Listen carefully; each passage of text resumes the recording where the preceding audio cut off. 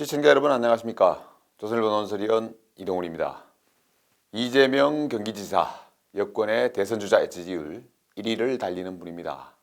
지지율만 놓고 보면 여권에선 적수가 없어 보입니다. 한때 경쟁자였던 이낙연 전 대표 지지율은 요즘 한자리 숫자입니다. 정세균, 김경수, 임종석 아직 적수가 아닙니다.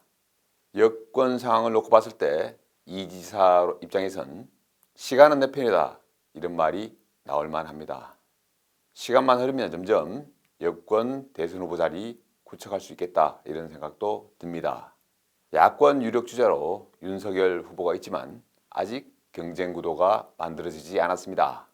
시간이 흐르면 물론 치고받겠지만 아직은 아닙니다.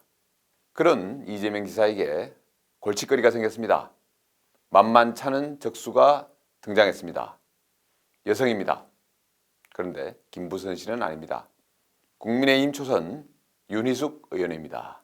윤 의원은 저는 임차인입니다 라는 국회 본회의 5분 연설로 스타가 됐습니다. 그런 윤 의원이 연일 이재명 지사를 저격하고 있습니다. 이재명 지사가 대학 안 가는 청년에게 세계 여행비 1,000만 원을 주자 이런 지원 방안을 제시했습니다. 윤희숙 의원은 비전도 책임도 없는 포퓰리즘이라고 비판했습니다. 먼저 이 지사의 세계 여행비 1,000만 원 얘기부터 해야겠습니다. 이 지사는 경기도교육청 등과 함께한 고졸 취업 지원 업무 협약식에서 이런 말을 합니다. 청년 문제와 관련해서 언제나 가진 고민이 왜 실력에 따라 평가받지 않고 차별하느냐였다. 생산성이나 역량이 중요한데 형식적인 학력을 가지고 임금차별을 하니까 사람들이 안 가도 될 대학을 다 가느라 국가 역량도 손실이 있다. 개인으로서 인생을 낭비한다는 측면도 있는 것 같아 안타깝다. 4년 동안 기술을 쌓고 노력한 결과가 4년 동안 대학 다닌 사람의 보상과 별반 다를 거 없거나 나을 수 있다는 믿음만 있다면 우회로를 택하지 않을 것이다. 쓸데없이 대학을 가지 않을 거라는 얘기죠. 그러면서 이 지사는 4년간 대학 다닌 것과 4년간 세계 일주를 다닌 것 중 어떤 게 더 인생과 역량 개발에 도움이 될까? 각자 원하는 바를 해보는 것도 좋겠다. 대학 진학을 하지 않는 청년들에게 세계 여행비 1,000만 원을 지원해주면 어떨까? 라고 합니다. 오직 대학 진학에만 골몰하지 않도록 정부가 다양한 기회를 마련해 주자. 학력에 따라 임금이 결정되는 구조도 바꾸자. 뭐 이런 취지인 것 같습니다. 글쎄요. 시청자 여러분은 이 지사 아이디어 어떻게 생각하십니까?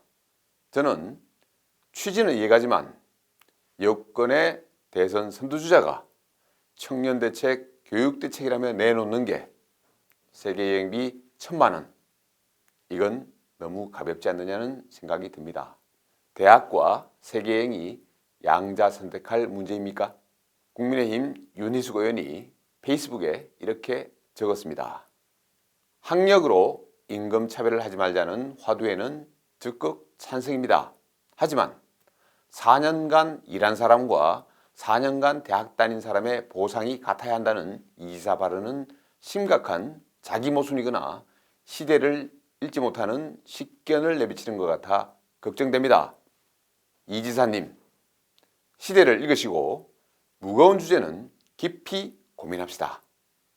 대졸과 고졸 임금 차이가 어느 정도여야 하는지는 윤리적 차원의 문제가 아니라 한나라 국가 전략의 핵심, 교육 수요와 공급의 문제입니다. 대졸자와 고졸자의 보수 차이가 과하면 분배와 통합을 해치지만 인적 투자를 권장하고 열정을 품게 하기 위해서는 적어서도 안 됩니다. 우리 시대 최대의 화두, 교육과 기술의 경주, 레이스입니다. 대학 교육의 질을 높이기 위한 뼈아픈 반성이 필요한 무거운 주제인데 대학 안 가는 사람에게 세계여행 1,000만 원처럼 선정적인 낚시를 할 때가 아닙니다. 맹목적인 진학을 유도하는 것도 문제지만 대학 안 가면 1,000만 원 준다는 이 지사의 발언은 비전도 책임도 없는 포퓰리즘이라고 했습니다. 선정적인 낚시질 하지 말고 무거운 주제는 깊이 고민하자, 그 말이 인상적입니다. 이번이 처음이 아닙니다. 이 지사가 얼마 전 재산비례 벌금제란 걸 얘기했습니다. 그러자 윤 의원이 재산이 아니라 소득에 따라 벌금액을 정해야 한다고 비판했습니다. 이 지사가 공정벌금이라고 하자며 논쟁을 멈추자고 합니다. 하지만 윤 의원은 선별복지는 절대 반대하면서 선별벌금은 왜 공정하다고 하냐, 이렇게 문제를 다시 제기합니다. 이 지사는 아시다시피 기본소득을 주자는 분입니다. 상황이 다른 국민들에게 똑같은 액수를 지원해야 한다고 했습니다. 그런데 벌금은 재산 혹은 소득에 따라 다르게 정해야 한다고 하니까 모순 아니냐, 이런 거죠. 그러자 이재명 지사는 실력 없이 상대 실수를 기다리며 요행만 바라는 손님 실수 정치는 그만할 때도 됐다, 이렇게 말합니다. 그러자 윤희숙 의원은 지사님 실수를 기다릴 만큼 한가하지 않다.